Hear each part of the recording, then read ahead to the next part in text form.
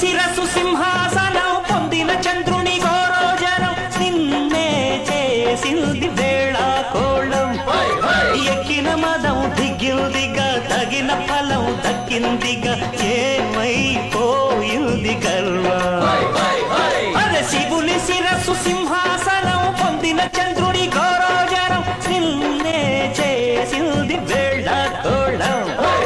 ఎక్కిన మదం దిగిందిగా తగిన ఫలం దక్కిందిగా ఏమైపోయింది గర్వం త్రిమూర్తులే